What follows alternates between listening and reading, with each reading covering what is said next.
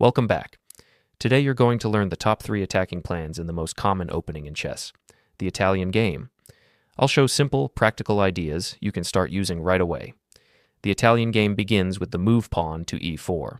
Black responds with pawn to e5. You then develop your knight to f3, immediately attacking the central pawn. Black usually defends this pawn with their knight to c6. Next, you bring your bishop out to c4, placing it on an active square where it directly eyes your opponent's king. From here, Black will most often continue with either bishop to c5 or knight to f6. It doesn't make too much difference because the overall plans for White remain fairly similar. For example, let's say your opponent chooses bishop to c5. You then play pawn to c3, preparing the strong central push pawn to d4 in the near future. Now, Black has several different ways to react.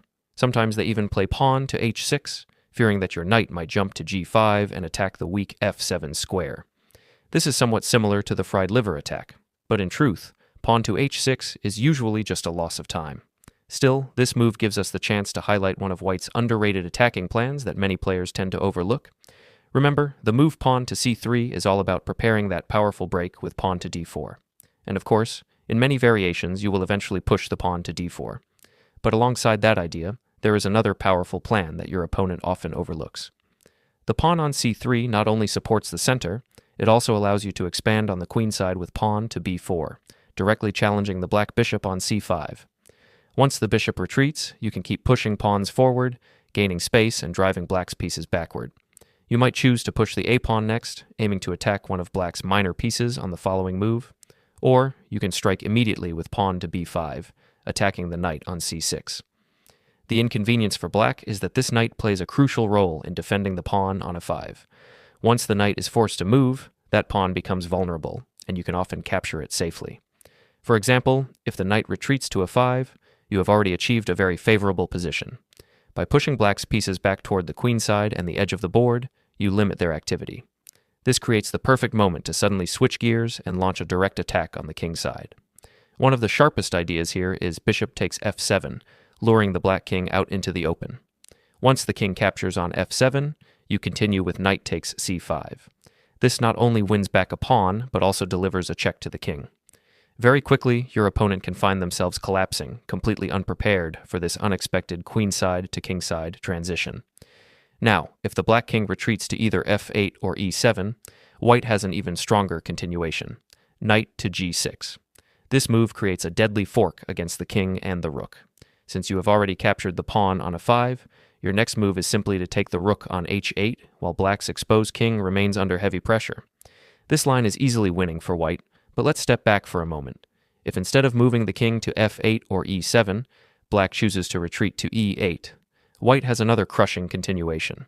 You play queen to h5 check, setting up a pattern very similar to the scholar's mate. No matter where the king moves, White can keep the attack going. For example, bishop to a3 delivers another check, and after pawn to d6, you can finish the game with queen to f7 checkmate. It's a simple and elegant win. Now let's move on to plan number 2. This time, Black does not waste a tempo with pawn to h6, but instead develops correctly with knight to f6, both improving their position and attacking the pawn on e4. The main move here is pawn to d4, but that leads to sharp, complicated lines with a lot of theory to memorize. Instead, I recommend a more practical approach, the modest-looking move pawn to d3. Even though pawn to d3 looks modest, there are still very aggressive attacking plans hidden within it, and we're going to explore them right now. Often your opponent will underestimate this move, thinking you are playing passively. That false sense of security may encourage them to strike in the center with pawn to d5, but this actually turns out to be a major mistake. After the exchange on d5, White has a powerful follow-up, queen to b3.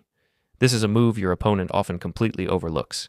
Suddenly you are attacking both the knight on d5 and the pawn on f7, which would expose the black king to a devastating attack.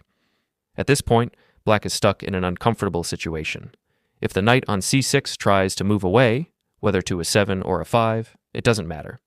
Both options lose immediately because White continues with queen to b5, delivering check to the king, while also attacking the bishop and even the knight at the same time. On the very next move, White will capture one of these pieces and emerge with a decisive material advantage. All right, let's take this back and consider another defensive try for Black. Instead of moving the knight, black may attempt the natural move bishop to e6, trying to support the knight on d5. At first glance, this looks solid, but in fact it creates a new weakness. By moving the bishop away from c8, the pawn on b7 is now left undefended. This gives white the chance to strike immediately with queen takes b7. Not only do you win a pawn, but you also attack the knight on c6 at the same time. And here's where things get really uncomfortable for black. The knight is under fire, but the queen cannot easily move to defend it. Why? Because the queen is still tied to the rook in the corner. If she abandons her post, white will simply capture the rook on a8, so what can black do? If the knight tries to retreat, whether it goes to a 7 or a 5, white punishes it in the same way as before, queen to b5. This move checks the king and creates a deadly double attack against the bishop and the knight. Combined with the pawn you already picked up on b7, you are now guaranteed to win even more material. In short, bishop to e6 only accelerates black's downfall and gives white a decisive advantage. Now let's move on to plan number 3, which happens to be my personal favorite.